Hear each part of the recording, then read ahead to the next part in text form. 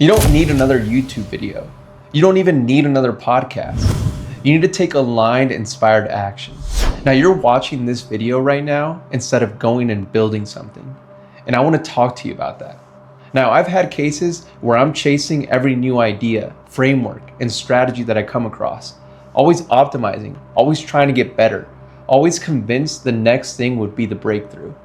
I've gone through it and it got expensive. Not just with money, but with time, focus, and results. Then something happened to me in 2015 that completely changed how I think about action and entrepreneurship.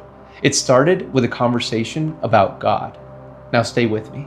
I'm going to explain why consumption feels productive and why it's not allowing you to live the life that you desire. Yes, I know the irony. You're watching a YouTube video about why you should stop watching YouTube videos. It's because this one is designed to be the last one you need before you start taking action. You see, consumption releases dopamine. It feels like progress, especially when it's consumption that has something to do with something that you like or want to do. It really isn't though. Listening to a podcast or a YouTube video about entrepreneurship feels like entrepreneurship. Reading a book about money feels like working on your finances. Watching a video about AI feels like you're learning about AI. But none of that is actually building. It's preparing to build. At some point, preparation becomes procrastination, wearing a productive outfit. Shiny object syndrome costs more than you think because it prevents you from getting really good at anything. Now I ask different questions. Instead of what's the new thing that I should try, I ask what's already working that I could do better. Instead of what strategy should I add, I ask what strategy should I subtract. Here's a distinction that matters. Scrolling, consuming, researching, that short-term dopamine, it fades pretty much immediately. And then you need more. Building something, facing a fear, having the hard conversation, that's the kind of dopamine that stays with you. And damn, is it an up and down journey.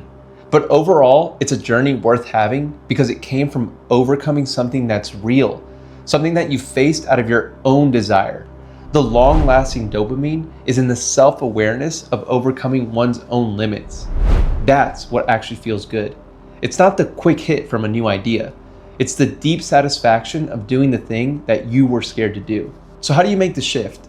Well, first you got to get out of the comfort zone and you got to take aligned, inspired action. You take risks that scare you. You face fear head on. I want to be clear about what I mean when I say I'm going to get you out of the comfort zone. I'm going to always push you towards that edge, but it's not truth delivered with pain. It's more like out of love that I'm telling you this.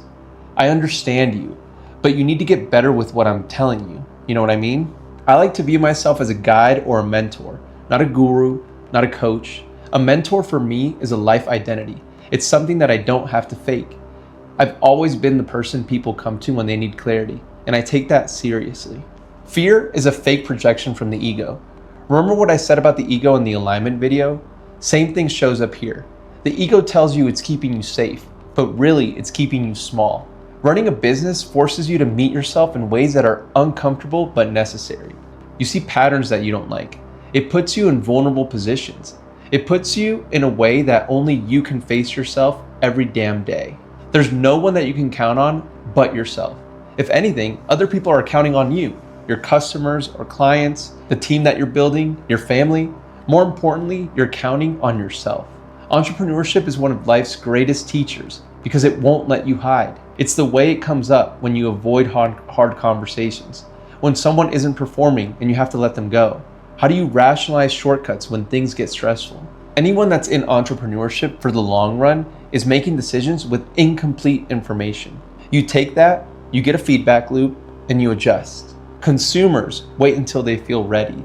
Builders and entrepreneurs make something that's imperfect and then they improve it. It will never be perfect. Consumers research the perfect approach. Builders and entrepreneurs are action takers that fail publicly. Consumers judge you from the sidelines. Which one are you? Fear isn't a stop sign. It's actually a compass. Almost every meaningful thing I've ever built started with fear. My previous business, Grade Hacker, started with fear. Walking away from it started with fear. Building Ananta wealth started with fear. The pattern is clear. Growth is on the other side of the thing that you're avoiding. Now let me explain where all this comes from for me. In 2015, I was part of an entrepreneurial community called Location Indie. Basically, how can you be location independent with a business? Where I learned something that changed my whole life trajectory. Their whole premise was how to build a business that you can be location independent with. So basically, an online business. What I learned in one webinar completely changed my trajectory in life. I remember I was sitting there in my private equity consulting job on my computer around 10:30 a.m. or so. Around that time, the webinar started. I was watching the webinar on one screen and doing work, and I say work because I'm just not an employee type person on the other screen. When the webinar asked this one question, stop trying to figure out what to build and start paying attention to what people already come to you for. It asked, what are people coming to you for? What that is actually showing you is that you have value there that you might be unaware of. For me, people were coming to me for tutoring, for help with their classes, help with their homework. So I decided to put up a Craigslist ad offering tutoring services. And no lie, within a few hours, I had 3 phone calls to help people with tutoring. The reason I say in the beginning of the video that this is a conversation about God, it's because of what's actually happening. And that's that God actually exposes your gifts through the people and situations around you. If you listen close enough, you'll be able to notice that it's God communicating to you that what people come to you for is what you are made for. Grade Hacker wasn't my master plan. It was the answer to what kept showing up. People kept asking me for help with their education and in their programs and in their path forward through school. I paid attention, I built around it, and it became a 7-figure business. Aligned inspired action is when these 3 things converge. 1, what you want. That's clarity from the alignment video.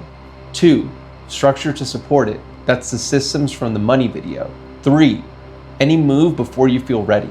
That's courage, and that's this video. Most people have one of these 2, or 2 of these.